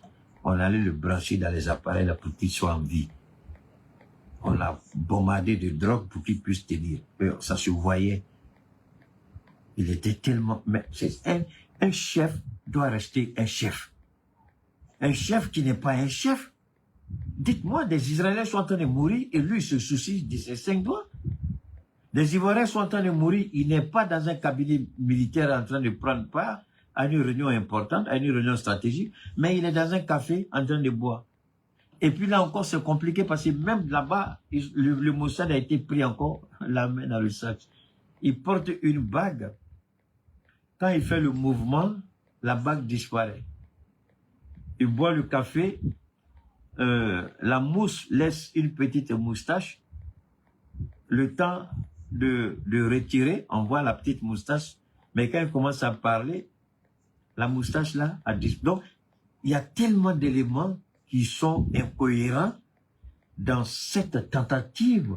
Mais pourquoi on ne l'amène pas au cabinet de guerre? Parce que n'importe qui ne peut pas avoir accès. Il faut avoir un niveau d'accréditation élevé. Donc, si on veut nous faire croire qu'il est vivant, pourquoi on ne le fait pas, pourquoi on ne le voit pas assister au cabinet de guerre? Parce que pour avoir accès à ce local même, il faut avoir un niveau d'accréditation élevé. Il y a différents niveaux. Je ne sais pas, mais il n'a pas ce niveau, il ne peut pas assister. Mais pourquoi le Mossad s'amuse avec les émotions des Israéliens? Mieux, on nous a dit que, blessé gravement, il a été transporté en Allemagne. Et il n'a pas survécu à sa blessure. On dit que son fils est gravement blessé, son frère a été tué. Mais les Israéliens, ils sont tellement forts à dire c'est pas vrai, mais ils sont les premiers à dire on a fait ça, on a fait ça. La manipulation, ils sont très forts dedans. En ce qui me concerne, alors, ils sont tous des menteurs. Maintenant, aux États-Unis, l'Iran a imposé sa loi. Quelle est la loi de l'Iran? C'est là que ça devient intéressant. Ça, c'est la deuxième partie de notre intervention sur pourquoi le détroit est fermé et pourquoi la fermeture du détroit, l'Iran a joué, comment on dit, échec et mat, c'est ça? L'Iran a sorti le grand jeu. Alors, l'Iran dit, d'abord, la France, j'étais en train de parler de ça, la France décide de négocier directement avec Téhéran, ce qui met Trump dans tous ses États. L'Inde a négocié avec Téhéran. La Chine a négocié avec Téhéran. Alors le Téhéran dit, nous, parce que, alors je m'arrête encore là, il y a tellement d'infos souvent que ça m'échappe. Vous vous rappelez quand j'ai dit que les Américains sont des menteurs et que quand c'était l'information que j'ai partagée avec vous par rapport au Mali là. Alors, regardez, Trump dit à la presse, devant le monde, que les Iraniens l'ont contacté, qu'ils veulent arrêter la guerre. Ils veulent arrêter la guerre, ils sont fatigués, il a commencé à mentir. Et qu'est-ce que... Il y a une chaîne de télévision qui n'aime pas sa tête. Donc, ils ont fait visioconférence avec le ministre des Affaires étrangères iranien. Il a dit que tout ce que le président américain a dit, tout est faux. Ils n'ont jamais contacté la Maison-Blanche. Ils ne sont pas intéressés à négocier avec Trump. Parce que chaque fois qu'ils sont en négociation avec Trump, Trump passe dans le dos des Iraniens et puis il fait des choses. La guerre des 12 jours et puis celle-là, donc ils ne veulent plus négocier avec Trump. Et même s'il doit y avoir une négociation, ce sera au terme de l'Iran. Et ça, c'est un camouflet. C'est une humiliation. Et quand Téhéran a fait ça, tout de suite, l'Union européenne, l'OTAN, ils ont dit quoi? Ils ont dit, hey, si on veut gaz, on a insulté Poutine. On a essayé d'humilier Poutine. Repartir Poutine, mieux vaut s'entendre avec l'Iran que d'aller chez Poutine. Donc, que fait l'Union européenne?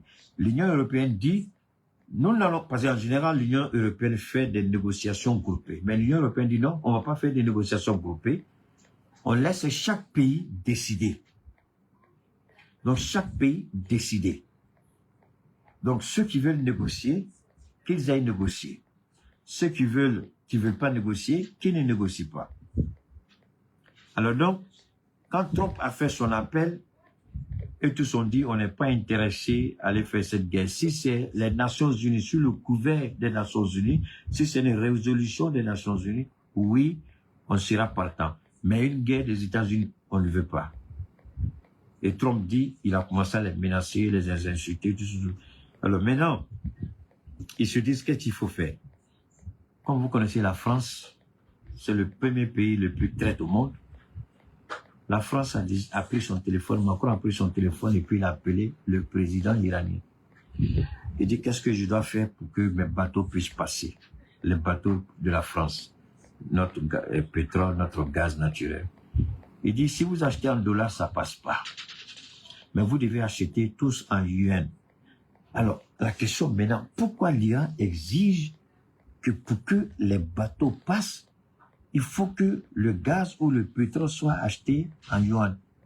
Et là, on va me dire, c'est intelligence artificielle. Mais c'est partout, mon ami. Il faut aller t'informer. La question n'est pas de dire que je ne défends pas l'intelligence artificielle, mais je dis, ils peuvent donner des informations. Il appartient à chacun d'aller chercher si c'est vrai ou faux, que chacun est informé. Donc, l'Iran dit, nous n'allons plus laisser les bateaux passer avec le pétrole brut ou le gaz liquéfié, payé en dollars. Waouh, ça c'est faux. Waouh. Donc, il faut que le gaz ou le pétrole qui doit transiter par le détroit iranien, il faut qu'il soit payé en yuan chinois. Alors, question. Est-ce que l'Arabie Saoudite, il n'y a pas de problème? Donc, ça veut dire que tous les pays du Golfe, là, les royaumes, là, les monarchies, là, et tous ont déjà commencé à utiliser l'argent chinois comme moyen d'échange. Même si et tous ne le font pas. Le fait même d'oser dire ça, ça pose un sérieux problème. Et je vous ai dit une fois, si vous vous rappelez, j'ai dit, Trump sera l'idiot que Dieu a envoyé pour que le monde se libère de la domination du dollar et de ses occidentaux. J'espère que vous vous rappelez de ce que j'ai dit. J'ai dit, comme l'idiot de Macron a été une bénédiction pour nous en Afrique, particulièrement les pays de l'Est, j'ai dit, je prie que Trump soit une bénédiction pour les autres dans le monde, que son idiotie les pousse à briser le tabou. Le fait que l'Iran vise des avions de guerre américains, même si l'Iran n'arrive pas à les abattre, même si l'Iran ne les touche pas, mais le fait de viser où sont stationnés ces avions, ça veut dire que le mythe américain est mort. Et tout le monde sait que l'Iran, ses missiles aujourd'hui, arrivent à atteindre n'importe quel objet sur la planète Terre, à moins que l'Iran ne veuille pas. Il y a un missile dansant. Le missile, quand il arrive au moment où il doit se séparer, il commence à danser. Et quand il commence à danser, il s'ouvre. Et puis, je crois que c'est 20, bon, je ne sais pas trop, mais les hommes pas des centaines de têtes qui sortent. Et ces missiles ont une capacité de 1 à 2 tonnes. C'est-à-dire on peut une tonne 500, 1 tonne 800, 2 tonnes. Et chaque tête, je ne sais pas c'est combien la capacité, mais en tout cas, c'est reparti entre les différentes têtes. 50 par moment, 30 par moment, 20, et puis bam. C'est-à-dire que si tu envoies un missile intercepteur, c'est dangereux, mais il ne faut même pas envoyer un missile, c'est bien. Parce que quand le missile frappe, et là, le champ d'action s'élargit. Parce que quand il frappe, une fois qu'il s'ouvre, ça devient puissant. Mais quand tu ne le frappes pas et qu'il s'ouvre, le champ d'action peut-être est plus ou moins limité. Mais quand tu le frappes, tout se fait boum là. Ça va plus loin que tu ne peux l'imaginer. Je pense qu'ils ont parlé de 18 km², je crois. 18 km², ça c'est beaucoup. 18 km², c'est beaucoup. Donc l'Iran impose et dit, nous n'avons pas fermé le détroit, il y a des bateaux qui passent. Alors quand Trump a dit aux bateaux, soyez, aux capitaines des bateaux, soyez des garçons, 80, ok, merci beaucoup. 80 têtes. Il dit, soyez des garçons. Soyez patriotiques. Les gens disent, ah, Trump, non, on est patriotique. Pourquoi ton fils, là, il n'est pas à la guerre? Il faut envoyer ton fils aussi, n'a qu'à porter tenue militaire. Donc, les gens qui ont écouté Trump, ils sont sortis, leurs bateaux ont été frappés. Et il y a un destroyer américain qui a coulé. On va me dire c'est intelligence artificielle. Bon, ben, allez-y sur les plateformes des grands spécialistes américains. Si c'est intelligence artificielle, bro, vous allez savoir. En fait, j'espère que vous comprenez anglais, parce que si vous allez là-bas aussi, si vous ne comprenez pas anglais, c'est compliqué. Donc, tout le monde sait qu'il y a... Parce que Trump, aujourd'hui, il refuse de dire que c'est une guerre, c'est à dessein. S'il dit que c'est une guerre, il faut chercher l'approbation du Congrès, ce qu'il n'aura pas. Donc, si ce n'est pas une guerre, il appelle ça une opération spéciale comme l'a fait Poutine. Bon, maintenant, au début, il avait demandé 50 milliards de dollars pour continuer la guerre. Maintenant, il est monté à 100 milliards. Il dit qu'il a besoin de 100 milliards. Bon, comme ce n'est pas une guerre, c'est une opération militaire d'après eux. Si c'est une opération, les avions abattus, les radars qui coûtent des milliards, tout ça seront classés secret défense. Jusqu'à ce qu'on décide de les déclassifier pour savoir pourquoi.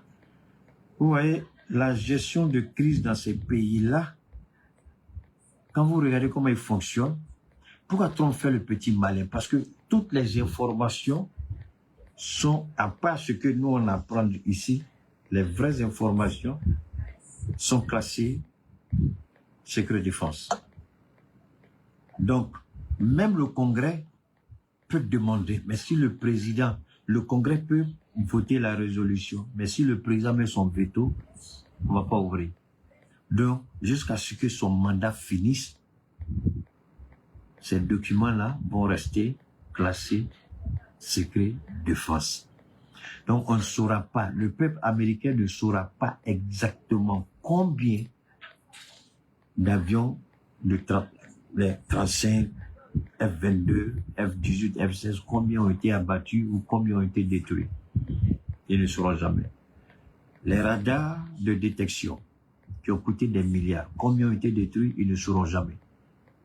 Les destroyers, combien ont été touchés, le porte-avions Abraham Lincoln, est-ce que ça a été touché?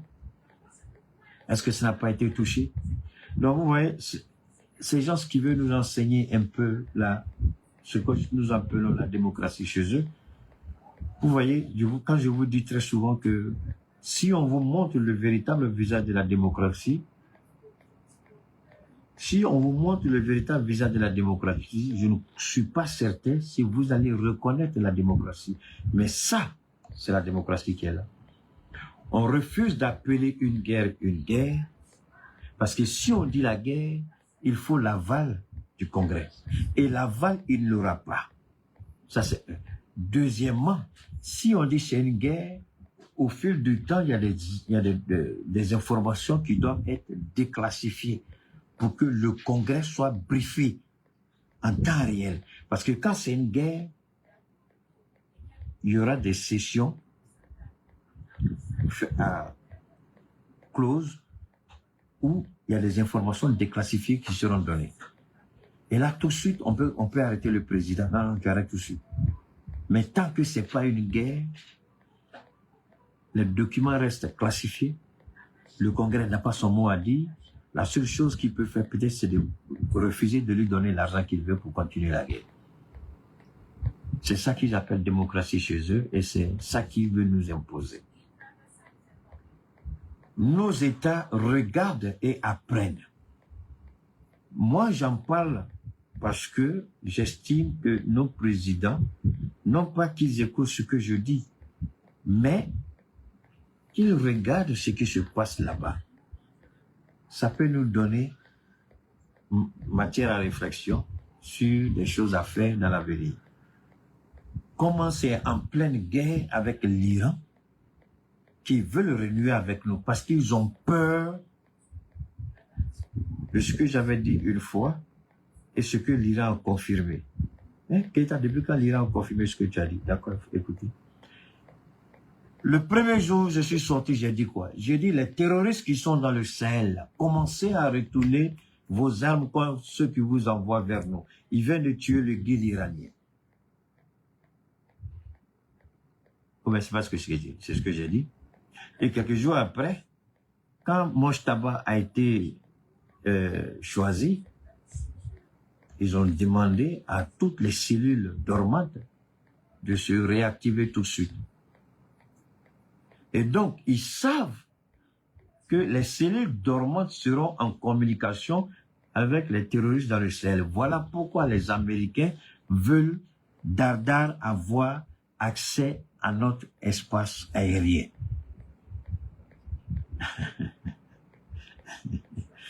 Vous voyez? Ils croient qu'ils sont intelligents. Ils croient que nous ne sommes pas suffisamment intelligents pour comprendre. Les Américains s'en fichent de nous. Pourquoi c'est maintenant qu'ils viennent? Parce que l'Iran a commencé à activer les cellules dormantes. Et les cellules dormantes restent toujours en communication avec les chefs. Pas nécessairement avec l'Iran là-bas. Parce que ils ont des chefs dans le Sahel. Et les chefs là, qui les nourrit? C'est la France, c'est l'Union européenne, c'est l'Ukraine, c'est les Américains. Donc, ils n'ont pas quelque chose à trouver dans notre ciel. C'est ce que je dis à nos présidents. Donnez-leur la liste des pays qui financent le terrorisme, c'est tout. Ils n'ont qu'à aller là-bas, ils n'ont qu'à leur dire, arrêtez d'emmerder le Sahel. S'ils arrêtent tout de suite l'Amérique, ils n'ont pas besoin de venir chez nous. Parce que nos présidents, nos États connaissent ceux qui financent le terrorisme chez nous. Ils n'ont qu'à parler à Ouattara, en Côte d'Ivoire. Les Américains sont là-bas, non? Ils n'ont qu'à parler à Ouattara. Ils sont au Nigeria, non? Ils n'ont qu'à parler à la France, ils n'ont qu'à parler à Patrice Talon, puisque c'est eux qui font recruter par les gens de Boko Haram. Ils n'ont qu'à parler avec eux. S'ils arrêtent de les financer, là, ils seront tranquilles chez eux. Donc, vous voyez, cette guerre, malgré qu'on essaie de nous faire croire que tout va bien, l'Iran est dans son droit de se défendre. Ça, c'est un. Deuxièmement, la crise pétrolière n'a pas encore commencé. Et nous sommes heureux, et nous sommes fiers. Hier, j'ai discuté avec un ancien responsable de la douane malienne. Il m'a dit, Keïta, les gens sont mauvais au Mali. Il dit, est-ce que tu sais qu'il y a excédent de carburant au Mali? Il y a tellement de carburant que la douane réalise un chiffre d'affaires inimaginable sur les tarifs douaniers, sur les hydrocarbures. Tellement il y en a. Il dit, mais ce qu'on ne comprend pas, on ne voit même pas ça dans les stations. Mais pourtant, le carburant est là. J'ai dit, oui, moi, j'ai vu une information sur 500 citernes. Il dit, 500, c'est petit. À titre d'exemple, il m'a montré même l'appel du directeur actuel de la douane. Il dit que je suis informé, Keïta, il y a le carburant, mais les gens sont mauvais. Il dit, vous devez aider le pays, vous devez aider à donner la bonne information. Il dit, mais si je n'ai pas une information, comment je peux la donner? Je dis, si je n'ai pas la bonne information, comment je peux la donner? Moi, j'ai fait des propositions, j'ai dit, j'ai même appris, c'est même hier la même que j'ai appris que Non, ça c'est avant-hier. On dit le directeur de l'ERTM, mais il l'a enlevé. Il dit, hé, on dit, mais qu'est-ce qu'on a enlevé l'ancien directeur de l'ERTM? Il dit, ah! Donc j'ai fait campagne jusqu'à... Le gars est parti. Il dit, ah, d'accord. Ils ont enlevé le directeur de l'ERTM. Il dit, d'accord. Et le nouveau? Il dit, bon, comme je ne sais pas trop, j'espère que le nouveau est bon. Donc, et effectivement, quand j'ai regardé l'actualité, je vois ils sont allés attraper encore les gens sur les bidons. Et les gens continuent. Moi, je pense que le gouvernement n'était pas dur.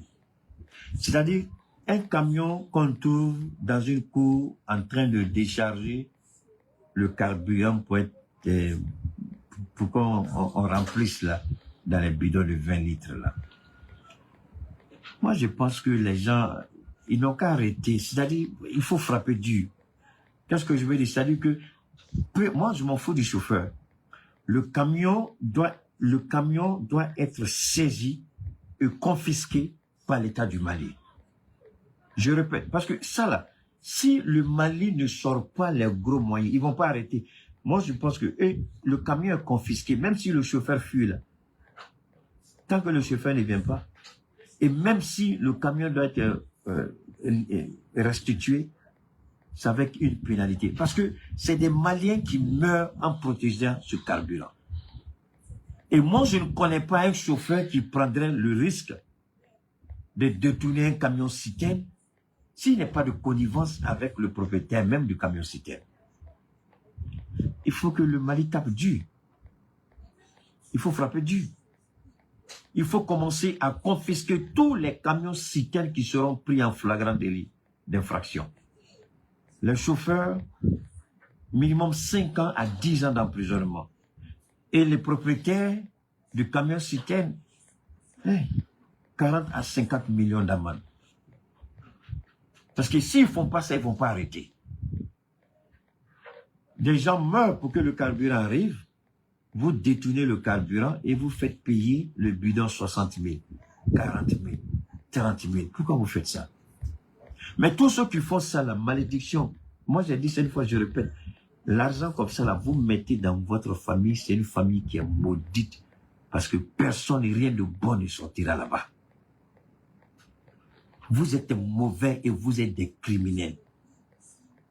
Ceux dont les enfants prennent les armes pour mourir pour le pays là, vous les idiots voleurs criminels que vous êtes, vous prenez camion, vous faites des tout et puis vous allez, on dit c'est le chauffeur. C'est pas le chauffeur, ils sont tous dedans. Moi je demande au président et je demande au premier ministre de commencer à saisir tous les camions citernes qui seront en infraction. Le camion sera saisi. Le chauffeur, 5 à 10 ans d'emprisonnement. Pour la restitution du camion, 50 à 100 millions. Pour que les choses... Parce qu'il faut prendre des décisions pour que ça s'arrête. Mais le camion, le carburant, mais il n'y a même pas de place, il faut arrêter. Bon, moi, et puis, en même temps, on sait, demander aussi au gouvernement de commencer à construire des endroits. Il faut avoir une logistique nationale. Il faut avoir...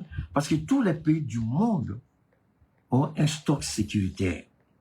Au cas où il y a une situation mondiale, au moins, il y a des pays, c'est 90 jours, il y a des pays, c'est 60 jours, il y a des pays, c'est 30 jours. Ça dépend des capacités des pays. Mais nous, au Mali, si c'est 0, on n'a rien encore. C'est dangereux. Et moi, j'invite le Premier ministre à commencer à construire vraiment rapidement. Pourquoi ne pas signer un contrat même? Je l'ai dit la dernière fois, signer un contrat avec le Niger. Pour qu'ils viennent nos choses. L'État du Mali, l'État du Niger, on signe. Ils produisent et puis ils viennent, ils versent la solvant, ils produisent, ils viennent. Maintenant, si les privés prennent avec l'État du Mali, comme le Burkina l'a fait, le Burkina, là, même si les privés envoient, c'est le gouvernement même qui est dedans.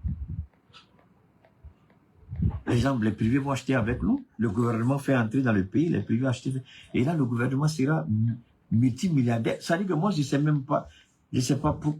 Monsieur le Président, ce matin, je m'étais... Sinon, quand j'ai parlé, on va dire, il attaque les gens.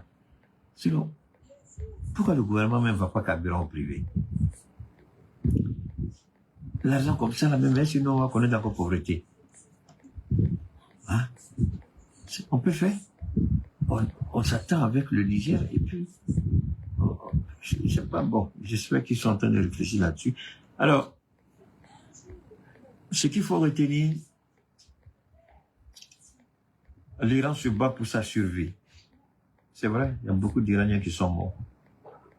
Mais ce que l'Iran a fait subir aux États-Unis, à part le Vietnam et le Japon, en termes de le Vietnam et le Japon, c'est en termes de coûts humains. Mais en termes de coûts matériels, ce que l'Iran, autant pour moi, est en train de faire subir aux Américains, aucun pays au monde ne l'a fait encore. Aucun pays au monde. En termes de coûts matériels. Le Vietnam et le Japon, c'est en termes de coûts humains. Mais en termes de coûts matériels, aucun pays au monde n'a fait ce que l'Iran est en train de faire. Parce que l'Iran a désarticulé, l'Iran a brisé les côtes des Américains dans le Golfe. Ils n'ont aucune puissance encore, une puissance de projection. Aujourd'hui, c'est cette humiliation. Si Trump gagnait cette guerre, je vous jure au nom de Dieu, les Européens allaient tout de suite s'allier à lui. Mais parce qu'ils savent que tout ce que Trump dit, tout est faux. Et ils savent que les Iraniens n'ont pas encore dit leur dernier mot. Et le détour d'Ormuz, tu n'es pas garçon, tu t'approches là-bas, tu vas aller au fond de la mer. Peu importe qui tu es, les Iraniens sont prêts. Mais ceux qui ont la main sur la gâchette là, mais ils sont sous-sol, 200-300 mètres, on ne sait même pas où ils sont. Tu peux faire quoi contre quelqu'un comme ça? Il fait sortir des bateaux kamikazes et puis il va faire couler ton truc là. Tu vas faire comment? Des bateaux kamikazes bourrés d'explosifs, il va percuter ton truc, c'est fini, tu vas te retrouver sous terre. Ils ont des mines. Donc, nous, personnellement, nous, on est fiers de ce que l'Iran fait. Et le prix à payer est lourd, c'est vrai. Des Iraniens meurent. Parce qu'il faut que Israël arrête une bonne fois pour toutes. Et aujourd'hui, tellement Israël est désarticulé, le Hezbollah est en train de chicoter Tel Aviv et Jérusalem comme c'est pas permis. Il y a des choses qu'on ne peut pas vous montrer, mais je vous invite à aller vous informer. Tout n'est pas intelligence artificielle. Il y a la vérité dans ce que l'intelligence artificielle dit. Je ne dis pas que tout ce qu'ils disent est vrai, mais je dis qu'il y a la vérité dedans. Et c'est cette vérité-là que chacun doit chercher à savoir. Donc, une fois de plus, merci infiniment. Alors, pour ceux qui sont intéressés, une fois de plus, par rapport à nos produits, comme je l'ai dit en début d'émission, que ce soit le diabète, la drépanocytose, l'arthrose, les gouttes au niveau des femmes, les pertes blanches, la sécheresse, au niveau des hommes, le troisième pied est incapable, il dort, il n'est pas à la hauteur, il n'est pas fort, il est court, il ne performe pas, il ne sait pas tirer pénalty correctement. Le numéro, on va vous le donner tout à l'heure. Vous avez l'hernie discale, vous avez... voilà, on m'a raconté l'histoire d'une vieille, s'il vous plaît, permettez-moi rapidement.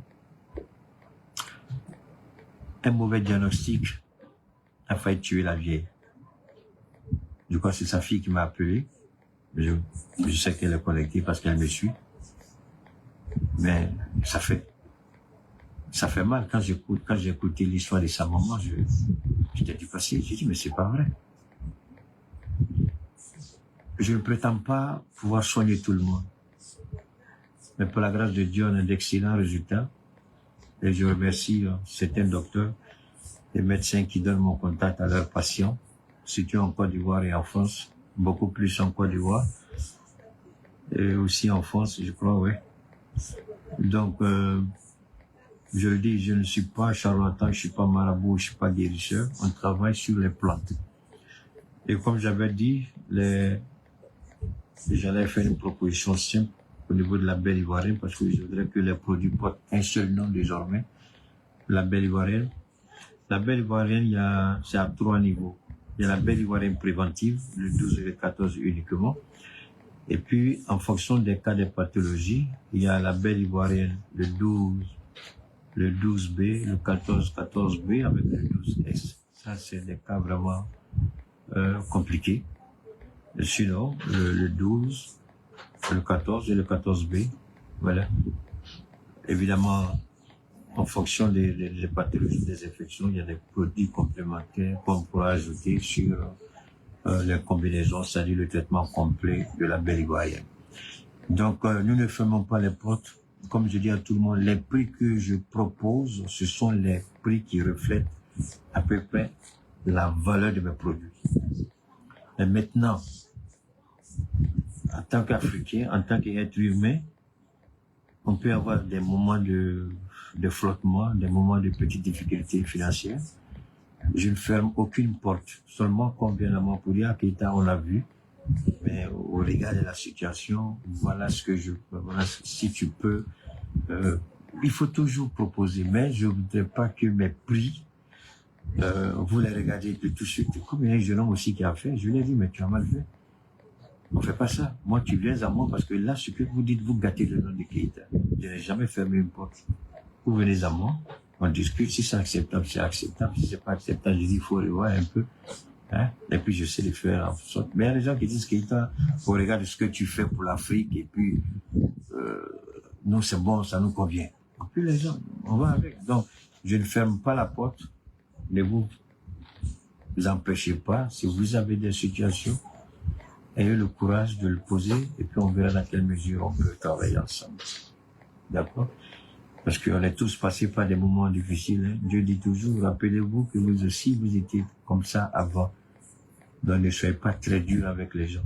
Alors, donc s'il y a la possibilité d'aider, il n'y a pas de souci.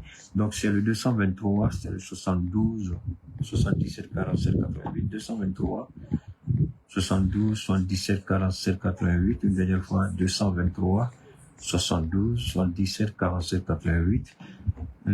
Que ce soit le trompe bouché, que ce soit le cancer métastasé, cancer du sein, cancer du col de l'utérus, hémorroïdes internes ou externes, insuffisance rénale, hypertension ou diabète, tous les types de diabète, tous les types d'hypertension.